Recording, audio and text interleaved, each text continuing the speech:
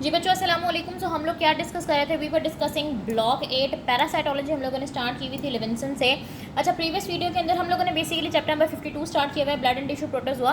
Previous video के अंदर मैंने आप लोगों को प्लाज्मोडियम सारा कवर करा दिया था, इसकी डिजीज़ बता दी थी, इसके सारे क्लिनिकल फीचर, इसकी important properties, life cycle, clinical मतलब एवरीथिंग, लैब डायग्नोसिस सब कुछ हमने डिस्कस कर लिया था।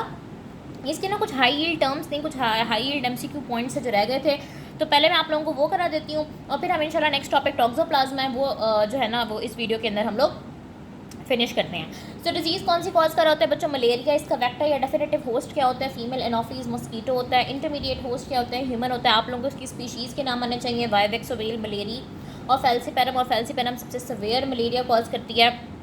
इस डिजीज़ के अंदर बेसिकली आरबीसीज डिस्ट्रॉय हो रहे होते हैं, मीडोसॉइड की वजह से भी हो रहे होते हैं और स्प्लीन के एक्शन की वजह से भी हो रहे होते हैं। इसकी वजह से स्प्लीनोमेगाली आपको इसके अंदर बहुत ज़्यादा नज़र आती है।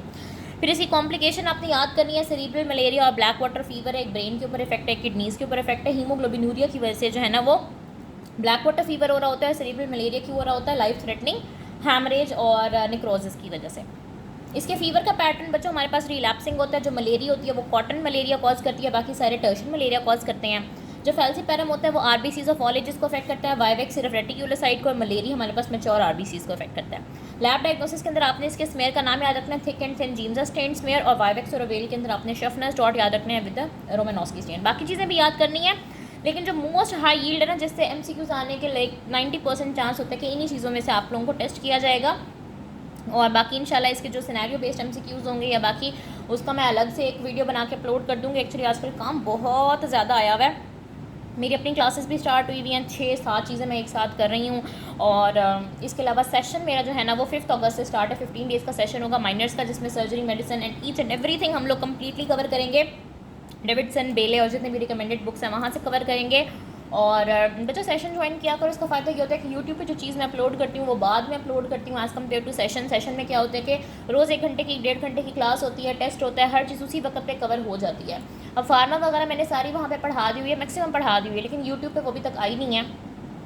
इंशाल्लाह कोशिश करूँगी कि जल्द से जल्द अपलोड कर दूँ। सो अगर आप लोगों ने सेशन ज्वाइन करना हो या किसी भी किस्म की कोई इन्फॉर्मेशन हासिल करनी हो तो आप लोगों ने मुझे मेरे नंबर पे टेक्स्ट कर देना है 0333164155 और वहाँ से मैं आप लोगों को अपने व्हाट्सएप पे गाइडलाइंस ग्रुप में ऐड कर लूँगी। There you can get all the information. ठीक है, अब हम लोग आज का टॉपिक डिस्कस करते हैं, that is about toxoplasma. Toxoplasma का फुल नेम क्या है बच्चों?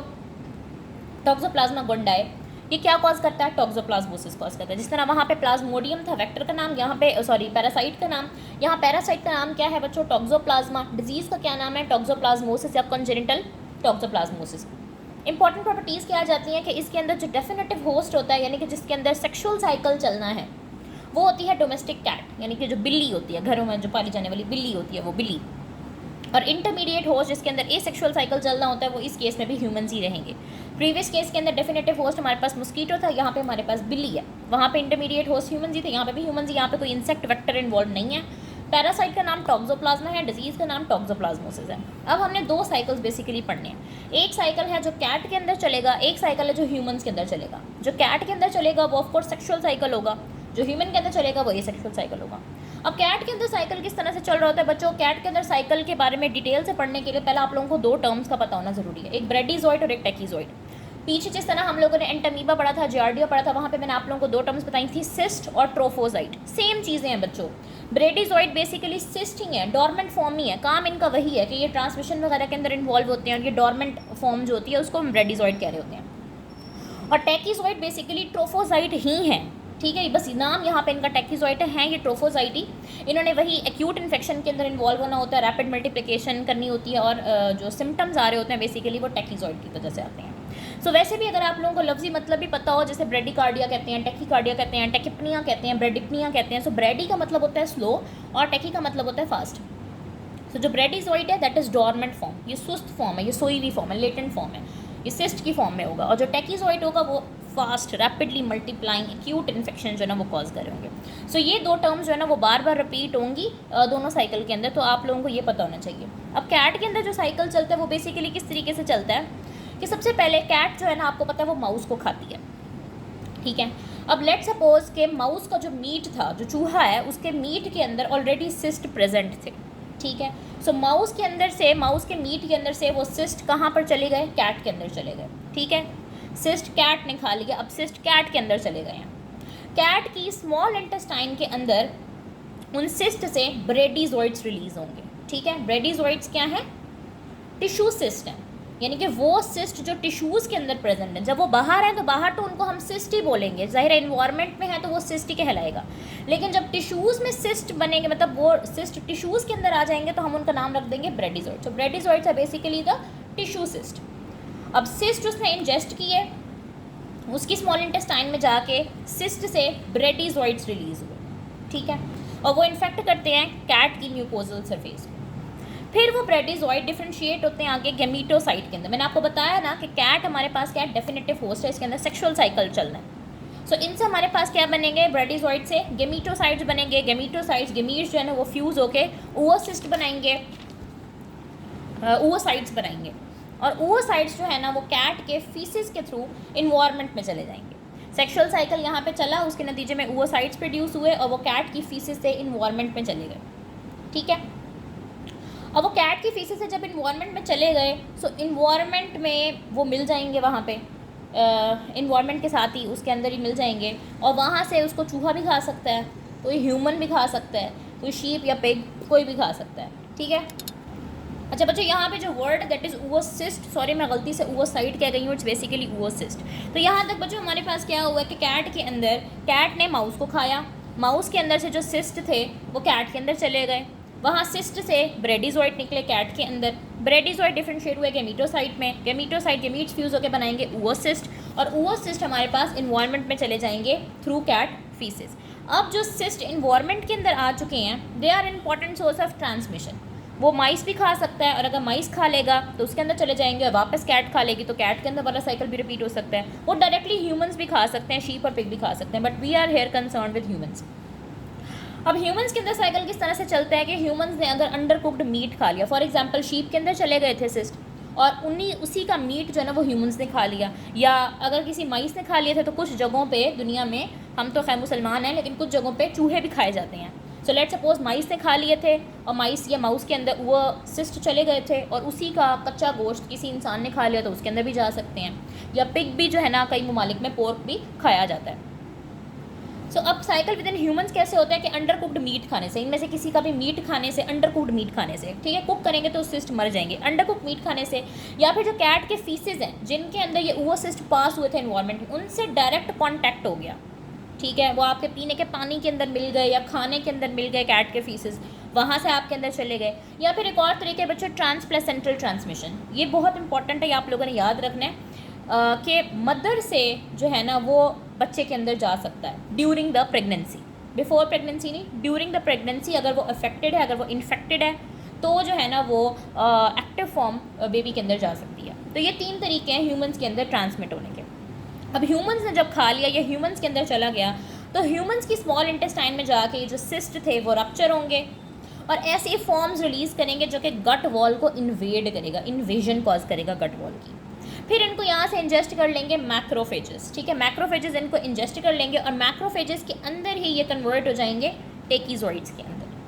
ठीक है बच्चों, इसी तरह मैक्रोफेजेस के अंदर इंजेक्शन हमने एक और जगह पे भी पढ़ी थी, हम लोगों ने साल्मोनेला के अंदर भी पढ़ी थी, जब हम लोगों ने बैक्टीरियोलॉजी पढ़ी थी, और हम लोगों ने फंजाई के अंदर आई गेस हिस्टोप्लाज्मा के अंदर भी सेम चीज़ पढ़ी थी कि इंट्रासेलुलर किस तरह से वो प्रोसीड कर रहा होता है मैक्रोफेजेस के अंदर ही। मैक्रोफेजेस को इंजेस्ट तो कर लेंगे, लेकिन डाइजेस्ट नहीं कर पाएंगे, फेगोसाइटोस नहीं कर पाएंगे, और ये मैक्रोफेज है, और इसने जो है ना वो इन सिस्ट को, या सिस्ट जिस फॉर्म में कन्वर्ट हुए थे उसको अपने अंदर ऐसे इनगल्फ कर लिया, और यहीं पे जो है ना वो सिस्ट कन्वर्ट हो जाएंगे टेकीजॉइड के अंदर। मैंने आप लोगों को बताया कि टेकीजॉइड हमारे पास क्या है, एक्टिव फॉर्म है जिसने इन्फेक्शन कॉज करनी है। तो ह्यूमंस के अंदर ये इन्फेक्शन कॉज कर रहा है, ब्रेडीजॉइड हमारे पास कैट के अंदर, और टेकीजॉइड हमारे पास इंसानों के अंदर है। फिर ये टेकीजॉइड क्या करेंगे, दूसरे सेल्स को किल करना शुरू कर देंगे, इन्फेक्ट करना शुरू कर देंगे। कहाँ पे जा सकते हैं, होस्ट के ब्रेन में जा सकते हैं, मसल्स में जा सकते हैं, दूसरे टिश्यूज़ में जाके उनको डैमेज कर सकते हैं। और टेकीजॉइड है, जब ये सारा नुकसान पहुंचा दिया तो वो वापस से ब्रेडीजॉइड्स के अंदर कन्वर्ट हो सकते हैं लेटेंट फॉर्म के अंदर, यानी कि अब बस ख़त्म, वो दोबारा जो है ना वो डॉर्मेंट फॉर्म के अंदर आ जाएंगे। अब आया कि वो डॉर्मेंट फॉर्म में रहते हैं या दोबारा टेकीजॉइड्स में कन्वर्ट हो जाते हैं, रीएक्टिवेट हो जाते हैं और बाकी टिश्यूज़ को इन्फेक्ट करते हैं, वो डिपेंड करता है आपकी इम्यूनिटी के ऊपर। अगर पर्सन की इम्यूनिटी नॉर्मल है तो ब्रेडीजॉइड्स जो है ना वो डॉर्मेंट ही रहेंगे। यहाँ पे जो ब्रेडीजॉइड्स के अंदर जो साइकिल ख़त्म हुआ, ये ब्रेडीजॉइड डॉर्मेंट ही रहेंगे, कुछ नहीं कहेंगे आपको। लेकिन अगर आपकी इम्यूनिटी वीक हुई तो ये ब्रेडिजॉइड्स फॉरन से टेकिजॉइड के अंदर कन्वर्ट होकर रीएक्टिवेशन हो जाएगी इनकी, और ये आपके ब्रेन को, खासतौर पर मसल्स को और बाकी टिश्यूज़ को इन्फेक्ट कर सकते हैं। यहाँ तक कि मैं बात आप लोगों को दोबारा बताती हूँ बच्चों, मैंने आप लोगों को बताया है कि जो टॉक्सोप्लाज्मा है वो टॉक्सोप्लाज्मोसिस कॉज कर रहा होता है। इसका जो डेफिनेटिव होस्ट होता है वो डोमेस्टिक कैट है, इंटरमीडिएट होस्ट इसके ह्यूमंस है। एक साइकिल है जो कैट के अंदर चल रहा है, एक साइकिल है जो ह्यूमंस के अंदर चल रहा है। ब्रेडिजॉइड और टेकिजॉइड अपने याद रखना है। ब्रेडिजॉइड टिश्यू सिस्ट फॉर्म है जो कि डॉर्मेंट फॉर्म है। टेकिजॉइड हमारे पास एक्यूट इन्फेक्शन फैलाती है, इंसानों के अंदर होती है, ठीक है। कैट ने माउस को खाया, माउस के अंदर सिस्ट थे, कैट के अंदर वो सिस्ट कन्वर्ट हुए ब्रेडिजॉइड के अंदर, ब्रेडिजॉइड गैमीटोसाइट के अंदर कन्वर्ट हुए, गैमीटोसाइट फ्यूज़ होकर oocyst बनाते हैं, oocyte कैट की फीसिस के साथ एनवायरनमेंट के अंदर चले जाते हैं और वापस एनवायरनमेंट से उनको माइस भी खा सकते हैं, ह्यूमंस भी खा सकते हैं, कोई भी खा सकता है। ह्यूमंस के अंदर क्या होता है कि अंडरकुक्ड मीट खाने की वजह से या accidental contact with cat faeces की वजह से या ट्रांसप्लेसेंटल ट्रांसमिशन की वजह से ह्यूमंस की स्मॉल इंटेस्टाइन में ये सिस्ट रप्चर होंगे और रिलीज करेंगे ऐसी फॉर्म्स जो कि गट की वॉल को इन्वेड करेगा, फिर मैक्रोफेजेस इनको इंजेस्ट कर लेंगे और मैक्रोफेजेस के अंदर ये कन्वर्ट हो जाएंगे टेकिजॉइड के अंदर, फिर ये इन्फेक्ट करेंगे ह्यूमन ब्रेन को, मसल्स को, दूसरे टिश्यूज़ को, वापस कन्वर्ट हो जाएंगे ब्रेडिजॉइड्स के अंदर। अब ब्रेडिजॉइड्स ये डॉर्मेंट भी रह सकते हैं अगर इम्यूनिटी नॉर्मल है, अगर इम्यूनिटी वीक है तो ये वापस टेकिजॉइड में कन्वर्ट होकर दोबारा होस्ट के ब्रेन, मसल्स और दूसरे टिश्यूज़ को डैमेज कर सकते हैं। सो बच्चों जिन लोगों ने घर में बिल्लियाँ पाली हुई हैं उनको चाहिए कि वो बहुत ख्याल रखें क्योंकि बहुत सारे ज़ूनोटिक इन्फेक्शन ऐसे होते हैं जो कि जानवरों से इंसानों के अंदर आते हैं। सो एहतियात बहुत ज़रूरी है। फिर हम बात करते हैं बच्चों कंजेनिटल इन्फेक्शन की। मैंने आप लोगों को बताया कि ट्रांसप्लेसेंटल ट्रांसमिशन भी हो सकती है। तो फीटस की जो कंजेनिटल इन्फेक्शन होती है ना वो सिर्फ तभी पॉसिबल है बच्चों जब मदर इन्फेक्टेड है ड्यूरिंग द प्रेगनेंसी, ठीक है। ड्यूरिंग द प्रेगनेंसी अगर उसके अंदर टेकिजॉइड्स हैं, ड्यूरिंग द प्रेगनेंसी अगर उसके अंदर एक्टिव इन्फेक्शन है, क्योंकि अगर प्रेगनेंसी से पहले वो इन्फेक्टेड थी, फॉर एग्जांपल उसको पहले टॉक्सोप्लाज्मोसिस था और वो बाद में प्रेग्नेंट हुई है, तब बच्चे को कोई हार्म नहीं होगा। क्यों? क्योंकि तब ऑर्गेनिज्म जो होगा ना वो सिस्ट फॉर्म में होगा, तब तक तो वो लेटेंट फॉर्म के अंदर आ चुका होगा ना, और तब तो कोई ट्रोफोसाइट्स वगैरह ऐसे एक्टिव होंगे नहीं, टेकिजॉइड्स एक्टिव होंगे नहीं जो ट्रांसप्लेसेंटल ट्रांसमिशन हो सके उनकी। और लेकिन अगर जो मदर है ना वो री इन्फेक्ट हो जाती है ड्यूरिंग द प्रेगनेंसी, ठीक है। बिफोर द प्रेगनेंसी इन्फेक्शन थी तो तब तो पैरासाइट जो है ना वो लेटेंट फॉर्म में आ गया, कुछ नहीं होगा।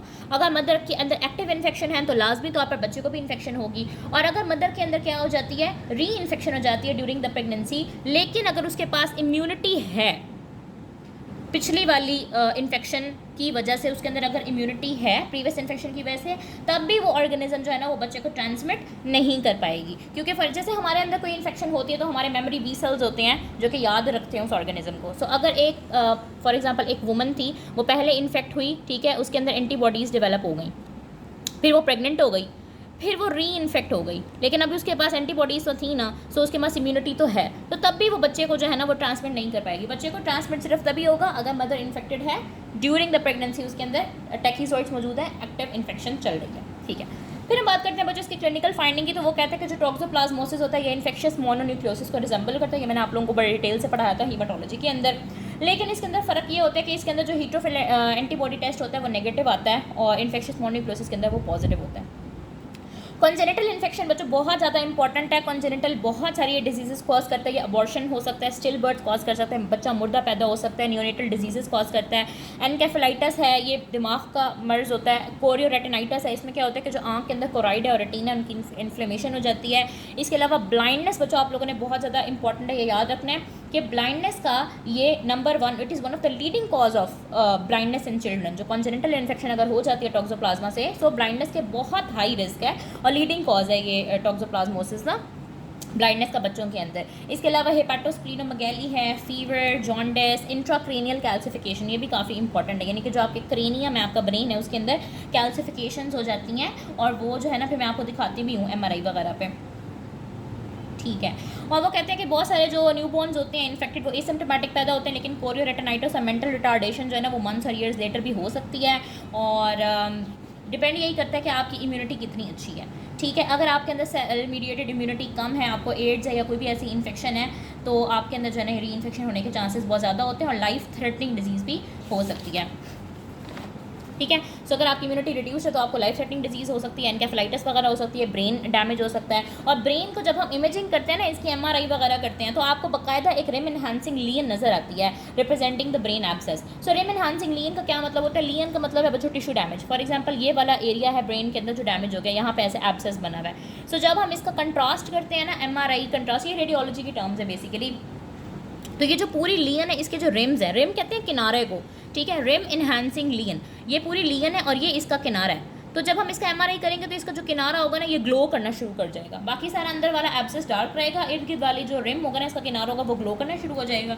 ये मैं आप लोगों को दिखाती हूँ, आप लोगों की बुक के अंदर ये बनी हुई है। ये देखें, ये हमारे पास इसका रिम है और ये किस तरह से, ये बल्कि ये वाला रिम है और ये किस तरह से जो है ना ये ग्लो कर रहा है। सो ये रिम इन्हांसिंग लियन जो है ना वो आपको नज़र आती है टॉक्सोप्लाज्मोसिस के अंदर। ब्रेन को एक आपने ये ब्रेन वाली बात ज़रूर याद रखनी है और एक आपने ब्लाइंडनेस वाली बात ज़रूर याद रखनी है। फिर लैब डायग्नोसिस आ जाती है बच्चों, अगर एक्यूट या फिर कॉन्जेनिटल इन्फेक्शन है तो ऑफकोर्स हम एंटीबॉडीज़ का टाइटर चेक कर लेंगे, IgM एंटीबॉडी का।